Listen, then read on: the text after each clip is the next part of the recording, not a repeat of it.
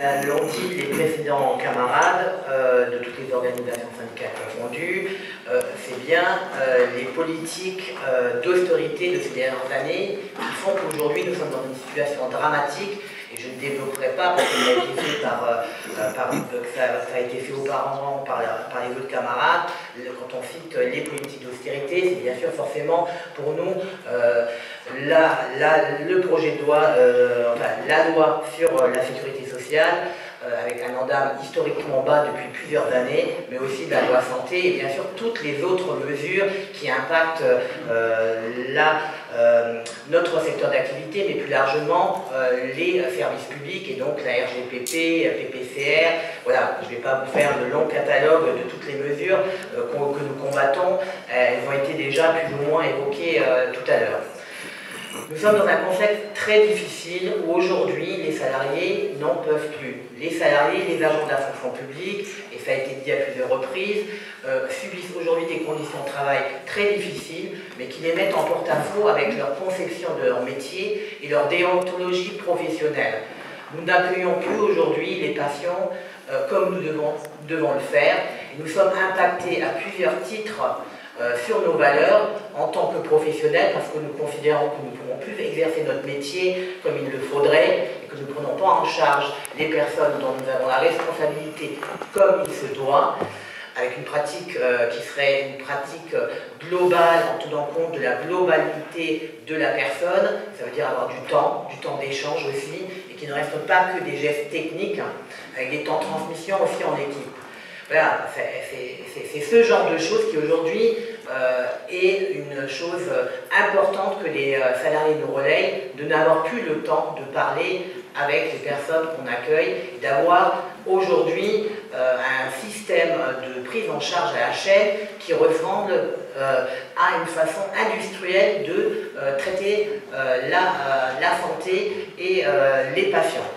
Ce qui est aujourd'hui quand même quelque chose qui est tangiblement très mal vécu par les salariés et qui fait aujourd'hui que beaucoup de salariés atteints à leur sans une posture d'atteinte à leur intégrité physique, et bien sûr les uns et les autres l'ont développé. Il y a eu plusieurs suicides dans nos organisations respectives suivant les dossiers, et pour certaines suicides qui ont été reconnus comme accidents de travail et où ça a été objectivé que c'est bien les conditions de travail ou de management qui ont mis le salarié dans cette situation, avec souvent des preuves à l'appui et des courriers qui vont dans ce sens. Cette situation a fait vraiment que dans nos hôpitaux, mais plus largement, et ça a été dit aussi, pas que dans les hôpitaux, puisque aujourd'hui aujourd'hui dans les mouvements de lutte constante dans nos établissements se sont élargis dans tout notre secteur d'activité. C'est l'hôpital public, le privé, mais aussi les EHPAD, la personne âgée, enfin, toute l'activité qui est touchée, les établissements d'action sociale et les derniers mouvements qui ont eu lieu, notamment le mouvement du 8 novembre, a fait la démonstration que tous les établissements en France étaient en lutte et tous les professionnels.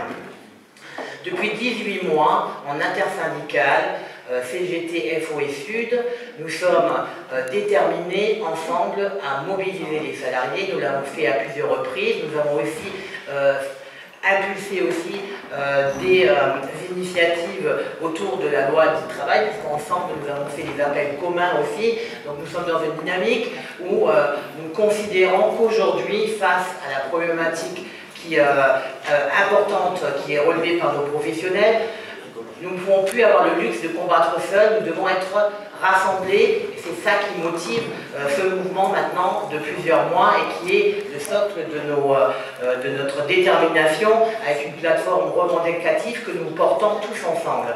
Nous avons réussi à faire fi de nos différences pour essayer justement de converger sur les revendications que nous portons ensemble, et elles sont nombreuses, et nous les portons ensemble. Voilà, donc plus que jamais, nous sommes déterminés, et ça a été dit tout à l'heure, nous sommes dans une troisième journée de mobilisation qui maintenant se construit, et qui se construit de manière importante intersyndicalement, et aujourd'hui nous savons que plusieurs organisations syndicales vont nous rejoindre à l'intérieur de nos différents différentes fédérations, puisque la fédération, enfin ce qui concerne la CGT, mais aussi FO, par exemple les services publics vont rejoindre le 7 mars, donc des appels vont venir rejoindre cette journée. Cette semaine, nous aurons des appels communs. Il y a une intersyndicale ce soir, fonction publique, donc là aussi les choses vont se préciser. Donc ça va au-delà de la santé et de l'action sociale, puisque les services publics, pour la CGT, vont appeler aussi au 7 les organismes sociaux, des différentes fédérations aussi respectives, Sud aussi, parce que j'oublie de citer Sud, mais Sud aussi. Donc ce mouvement va s'élargir encore à la fonction publique en général. Il y aura des appels communs dans les prochains jours qui vont parvenir pour vous donner ces indications-là. Donc aujourd'hui, plus que jamais, nous sommes déterminés, le camarade tout à l'heure le disait, que les personnels donnent beaucoup d'eux. C'est vrai, aujourd'hui, les personnels donnent de leur vie, donnent de leur santé pour faire tenir le système. Et je dirais que le système tient debout grâce au personnel. Grâce seulement au personnel, puisque toutes les réformes, et notamment les groupements hospitaliers de territoire qui se mettent en œuvre, sont mis en œuvre pour faire des économies d'échelle. Et la problématique importante de nos établissements, c'est le financement, qu'on n'a pas abordé de manière détaillée, mais nous avons des propositions aussi. Je pense que je vais chuter sur les propositions et les alternatives que nous en intersyndicale, nous portons, parce qu'au-delà de faire du constat, le constat que nous partageons tous ensemble, je pense qu'aujourd'hui, il faut que nous soyons auprès des salariés force de proposition et nous devons faire la démonstration que nous proposons des alternatives au système qui nous est pour l'instant imposé. Dans une période où nous sommes en pleine campagne électorale, et vous avez dû remarquer que beaucoup de candidats s'expriment maintenant sur les questions de santé et sur la protection sociale, ce qui n'était pas gagné. Et je pense qu'on le doit aussi au mouvement du 8, qui a obligé les candidats à s'exprimer sur le sujet. Alors bien sûr, vous pouvez aussi noter que tout ce qui s'exprime sur le sujet est plutôt très négatif par rapport aux fonctionnaires, puisqu'on a des déclarations maintenant aujourd'hui, au moins de certains candidats qui disent demain il n'y aura plus de fonction publique, et notamment sur la fonction publique hospitalière, on nous dit que ça ne pourrait être dédié, une fonction dédiée qui pourrait être dédiée au privé. Les hospitaliers ne sont pas forcément des agents et ne doivent peut-être pas l'être dans le futur. Donc ça veut dire que concrètement, nous sommes en intersyndicale aujourd'hui dans l'impulsion des journées d'action et que nous le voulons aujourd'hui dans une séquence présidentielle parce que nous pensons que nous pouvons peser non seulement sur le débat, mais nous pensons aussi que nous pouvons aussi gagner sur certaines revendications et notamment sur des revendications importantes qui sont par exemple déjà titularisées les agents contractuels de la fonction publique. Voilà, je pense que nous sommes dans une dynamique que nous ne mesurons pas parce qu'elle est forte et elle va être en augmentation.